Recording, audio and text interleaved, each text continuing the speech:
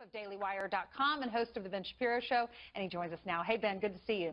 And thanks for having me. We just showed video. You were on that campus. That's California State. You were there, and what happened? There's a near riot. They bust in people from outside. There are probably 300 to 400 students and protesters who decided to surround the auditorium where I was speaking.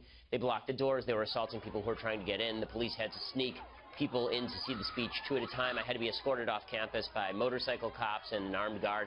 It was pretty amazing. I mean, this is in the center of Los Angeles, and this is an institution to which I pay taxes. I'm a California resident, so this sort of thing has become, unfortunately, not super uncommon on campuses. As most campuses are still safe for speakers, but there are a few that are not.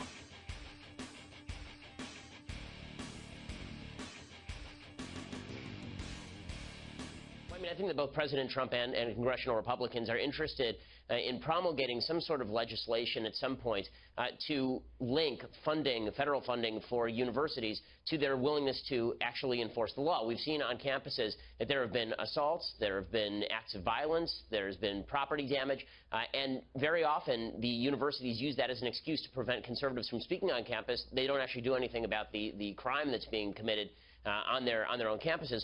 The philosophy of intersectionality that dominates the left leads to a sensitivity on the part of students that often results in violent activity against people with whom they disagree. And that really has to stop, or we're going to see a complete shutdown of free speech on campuses over time. Is there a danger in that, in shielding people that have different views?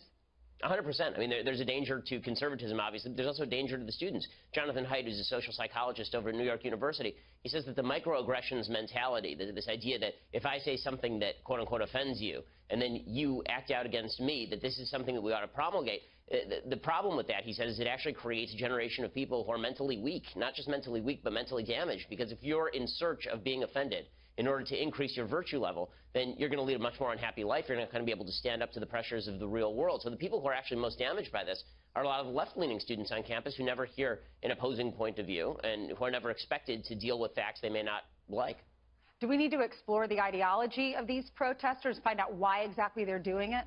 I think we do. I mean, I think we have to look at what exactly they're being told. What I've found is that very often it's professors and administrators who are telling students that if conservatives come into campus, they're not just conservatives, they're a member of the KKK, they're racists and sexists and bigots and homophobes, and that students' identity is being challenged, and therefore it is their obligation to protect the campuses from all of this. They have to create a safe space for each other. That ideology has to be looked at because it runs a little bit deeper than just we don't like conservatives and we want to keep them off campus. It actually runs into the chief philosophy of the overall left at certain points. All right, Ben Shapiro, you have a busy day today. Thanks for joining us. Thanks so much. Good luck.